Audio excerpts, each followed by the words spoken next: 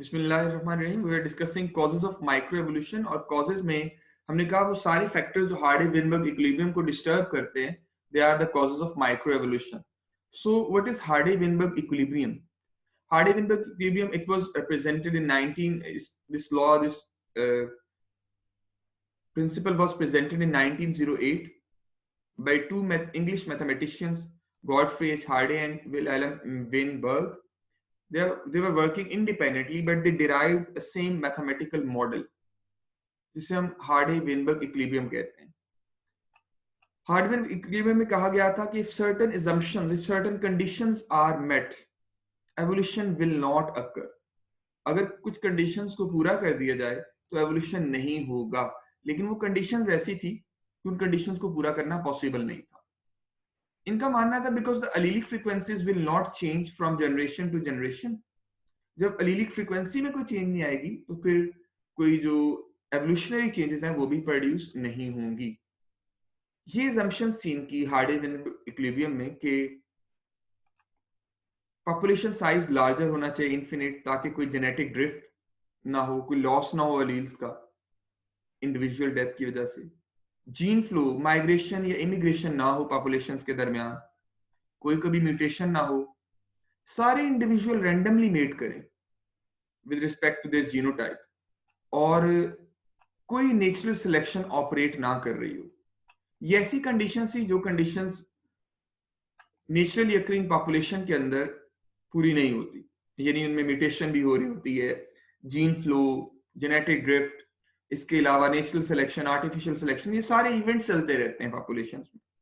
सो इनको रोकना पॉसिबल नहीं है. दैट मींस हार्डी-वेनबर्ग इक्विलिब्रियम को जो है वो कंप्लीट करना या हार्डी-वेनबर्ग इक्विलिब्रियम की असम्पशंस को मेट करना पॉसिबल नहीं था.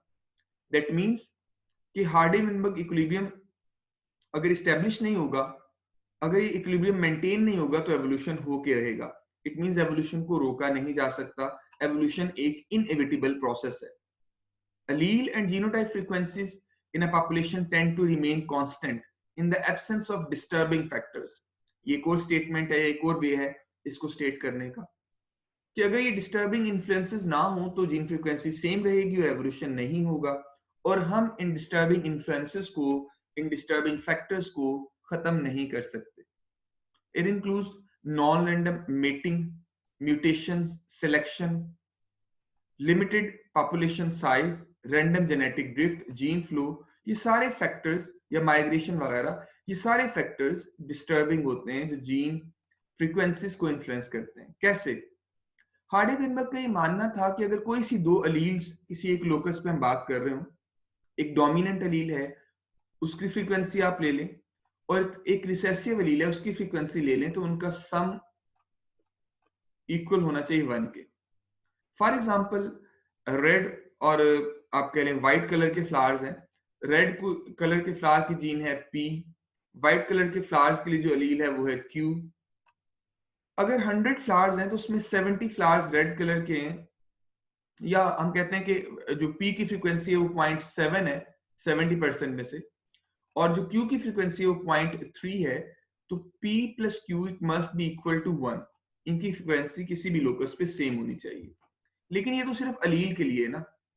हार्डी-वेनबर्ग इक्विलिब्रियम में ये भी बताया गया कि आप ये भी उसमें देख सकते हैं कि जो होमोजाइगस डोमिनेंट होंगे, मसलन अगर हम रेड की बात कर रहे थे, रेड को आप शो करते हैं P से, तो P स्क्वायर या P and P homozygous dominant condition में प्लस PQ जो हेटेरोजाइगस कंडीशन होती है 2PQ, और Q स्क्वायर यानी Q एंड Q अलील्स, अगर इनकी फ्रीक्वेंसीज आप लेते हैं तो उसका आंसर भी आना चाहिए इक्वल टू 1.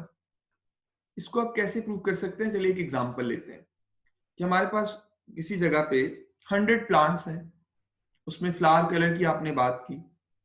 फ्लावर कलर के लिए हमारे पास जो अलील की फ्रीक्वेंसी है, जो रेड कलर के फ्लावर्स हैं, लेट मी से रेड कलर के फ्लावर्स उसमें हैं आपके पास 100 में से 80 फ्लावर्स रेड कलर के हैं, और जो 20 फ्लावर्स हैं वो है आपके पास व्हाइट कलर के, जिसको Q से रिप्रेजेंट कर रहे हैं आप लोग. अब रेड कलर के जो फ्लावर्स हैं उसमें से हम कहते हैं कि अगर उसमें से हमारे पास 66 फ्लावर्स डोमिनेंट है, सॉरी होमोजाइगस डोमिनेंट है, और 24 फ्लावर्स, सॉरी 24 नहीं, फिर बचेगा 14 फ्लावर्स अगर हमारे पास वो हेट्रोजाइगस हैं, तो बाकी 20 जो है वो होमोजाइगस होंगे। अब 66 के मतलब ये है कि पी स्क्वायर आपके पास 66 आउट ऑफ 100 है, ये 0.66 है ये फ्लावर्स, और क्यू स्क्वायर पॉइंट जो 2pq है ये 0.24। या इसको हम इस तरह से भी एक एग्जांपल लेके इसको डिस्कस कर सकते हैं नेक्स्ट, कि अगर आपके पास किसी भी जगह पे p की फ्रीक्वेंसी, लेट मी से कि आपके पास a के इक्वल है, q की फ्रीक्वेंसी आप लेते हैं स्मॉल a के इक्वल, तो इसमें जो p की फ्रीक्वेंसी आप किसी भी जगह पे ले रहे हैं, लेट मी से ये है 0.3, q की फ्रीक्वेंसी आपने ली है 0.7, तो p plus Q is equal to 1, ये दोनों इक्वल टू 1 है। अब हम देखना चाह रहे हैं कि इसमें होमोजाइगस फ्रीक्वेंसी कितनी है, पी स्क्वायर, 2pq कितना है और q स्क्वायर कितना है। तो p plus q is equal to 1, अगर ये 1 के इक्वल है तो इसका by taking square on both sides, अगर दोनों तरफ आप स्क्वायर ले लेते हैं, इधर भी और इस तरफ भी, तो आपके पास ये simple a plus B whole square जो फॉर्मूला आपने पढ़ा हुआ है लोअर क्लासेस में, a square plus B square plus 2ab, बिल्कुल वैसे ही p स्क्वायर प्लस 2pq और q स्क्वायर आ जाएगा। ये इसलिए भी ये फॉर्मूला हम अप्लाई कर रहे होते हैं कि आप एक तरफ जब गेमीट्स लेते हैं मेल के, कि मेल दो तरह के गेमीट प्रोड्यूस करे, p एंड q, और फीमेल से भी अगर दो तरह के गेमीट्स प्रोड्यूस होते हैं p एंड q, तो इनके कॉम्बिनेशन के चांसेस यही बनेंगे, p स्क्वायर आएगा एक दफा q स्क्वायर आएगा, और दो दफा आ जाएगा pq। इस वजह से 2pq हम ले रहे होते हैं, पनेट स्क्वायर अगर आप बनाए उसकी मदद से भी। So just look over here, अगर 0.3 का स्क्वायर लेते हैं तो p स्क्वायर की वैल्यू आएगी 0.09, 2pq 2 इंटू 0.3 इंटू 0.7, ये 42%, ये 0.42, और क्यू स्क्वायर आपके पास आ जाएगा 0.49। ये किसी भी ऐसी पॉपुलेशन में हम जीन फ्रीक्वेंसीज ले रहे हैं, फॉर एग्जांपल जिसके अंदर कोई डिस्टर्बेंस नहीं है, लेकिन अगर कोई एक भी बीटल उसका कलर म्यूटेशन की वजह से चेंज हो जाए, या एक भी बीटल की डेथ हो जाए जिसके पास कैपिटल ए एलील्स थी, या जिसके पास स्मॉल ए एलील्स थी, तो क्या यही फ्रीक्वेंसी रहेगी, क्या सेम फ्रीक्वेंसी रहेगी? तो उसका आंसर है नो, फ्रीक्वेंसीज विल चेंज। अगर इनमें कोई भी एक भी इंडिविजुअल चेंज जाता है या खत्म हो जाता है तो फ्रीक्वेंसी चेंज होगी, और उससे हार्डी वेनबर्ग इक्विलिब्रियम भी डिस्टर्ब होगा। इक्विलिब्रियम क्या कह रहा था कि जी p प्लस क्यू, इसमें जो फ्रीक्वेंसीज आ रही हैं आपके पास, p की वैल्यू ये है, q की वैल्यू ये है, हमेशा यही रहनी चाहिए, तब एवोल्यूशन नहीं होगा। लेकिन हार्डी वेनबर्ग इक्विलिब्रियम के साथ ये जो फैक्टर्स हैं, मसलन म्यूटेशन, आप समझते हैं म्यूटेशन डीएनए के अंदर चेंजेस को कहते हैं, स्ट्रक्चरल चेंजेस होती हैं जीन्स की, क्रोमोसोम्स की। Hardy-Weinberg theorem assumes that no mutation occur or that mutational equilibrium exists, कि अगर म्यूटेशन हो भी रही है तो एक फॉरवर्ड हो रही है, एक रिवर्स हो रही है, बैलेंस हो जानी चाहिए, कोई न्यू चेंज नहीं आनी चाहिए। अगर एक p 100 में से q में कन्वर्ट हो गया तो q को p में भी कन्वर्ट हो जाना चाहिए, इसे कहते हैं mutational equilibrium. Mutations however are a fact of life, इनको हम रोक तो नहीं सकते, but they are also the origin of all new genes and source of variation that may prove adaptive for an animal. Mutation counters the loss of genetic material from natural selection and genetic drift, and it increases the likelihood that variations will be present that allow a group to survive future environmental shocks. और mutations दो तरह की हैं यहाँ पे, जैसे आप butterflies की पॉपुलेशन में देख रहे हैं कि सारी पॉपुलेशन का कलर लाइट है और एक डार्क कलर की जो बटरफ्लाई है वो प्रोड्यूस हुई है due to allelic change in allelic frequency. तो ये एक म्यूटेशन फैक्टर हो सकता है।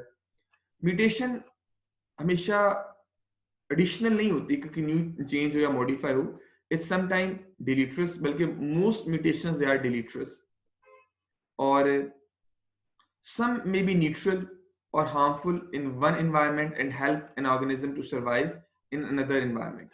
तो ये म्यूटेशंस वेरी करेंगी बेटा। म्यूटेशनल इक्विलिब्रियम की हम बात कर रहे थे, exist when a mutation from the wild type के नेचुरल कंडीशन में जो अलील थी वो म्यूटेट होके न्यू ट्रेट में म्यूटेंट में कन्वर्ट हुई, जबकि जो म्यूटेंट था वो अगर रिवर्स म्यूटेशन शो करे, when mutation occurs in the reverse order it is called reverse mutation, और अगर फॉरवर्ड ऑर्डर में हो रही है उसे कहते हैं फॉरवर्ड म्यूटेशन। दोनों हो रही है एट द सेम टाइम तो म्यूटेशनल इक्विलिब्रियम। और म्यूटेशन प्रेशर क्या है? Mutation pressure is the tendency, is a measure of the tendency for gene frequencies to change through mutation। कि उसको जीन फ्रीक्वेंसीज की चेंज को मेजर करना है, इट्स कॉल्ड म्यूटेशन प्रेशर। फिर माइग्रेशन एक फैक्टर है जीन फ्रीक्वेंसीज को चेंज करने का। इसमें एक होता है इमिग्रेशन। अगर कोई इंडिविजुअल एक पॉपुलेशन में एंटर होता है, फॉर एग्जांपल अगर कोई फॉरेनर पाकिस्तान में आके सेटल डाउन हो जाता है तो ये होगी इमिग्रेशन। अगर आप यहां से किसी और पॉपुलेशन में एडजस्ट कर जाते हैं, परमानेंटली माइग्रेट कर जाते हैं, इसे कहेंगे एमिग्रेशन। तो जो एग्जांपल हम बीटल्स की पढ़ रहे थे, अगर चंद एक बीटल्स एक पॉपुलेशन से निकल जाती हैं तब भी जीन फ्रीक्वेंसी चेंज होगी, और अगर एंटर होती हैं तब भी जीन फ्लो होगा और जीन फ्रीक्वेंसी चेंज होगी। जैसे कि यहाँ पे एग्जांपल आप देख सकते हैं, light coloured allele immigrates into a population of green colored allele। Green coloured के लिए ये इमिग्रेशन है और लाइट कलर्ड के लिए ये एमिग्रेशन है, एग्जिट करना है। Flow of genes out of a population is emigration and flow of alleles into a population is called immigration। फिर जेनेटिक ड्रिफ्ट है एक फिनोमेना जो यूजुअली डेथ ऑफ इंडिविजुअल से होता है। Loss of alleles from a specific locus is called genetic drift. और ये chance events होते हैं जो किसी भी वजह से पॉपुलेशन में जीन फ्रीक्वेंसीज चेंज करते हैं। दो तरह के मेथड्स हैं जिससे इसको एक्सप्लेन किया जाता है। स्मॉलर पॉपुलेशन में इनब्रीडिंग भी बड़ी कॉमन है और जेनेटिक ड्रिफ्ट से भी लॉस बहुत ज्यादा होता है। एक है बॉटल नेक इफेक्ट। क्या एक पॉपुलेशन को चेंज हो रही है, नेक्स्ट पॉपुलेशन में आ रही है, नेक्स्ट जनरेशन में, तो बॉटल नेक से चंद एक अलील्स ही आगे पास होंगी, बाकी अलील्स का लॉस हो सकता है। इसको हम फर्दर एक एग्जांपल से डिस्कस कर लेते हैं बॉटल नेक इफेक्ट को पहले, कि ये बॉटल नेक इफेक्ट और फाउंडर इफेक्ट का डिफरेंस है। कि फाउंडर इफेक्ट तो रैंडम इवेंट है ना, कि यहाँ पे एक रैंडम पैच आप सिलेक्ट किया, लोकल पॉपुलेशन बिल्ड हो गई, उसमें येलो कलर के जो स्पॉट्स आपको हैं वो कम नजर आ रहे हैं, इसका मतलब है येलो कलर की अलील फ्रीक्वेंसी जो है वो रिड्यूस हो गई। It's founder effect.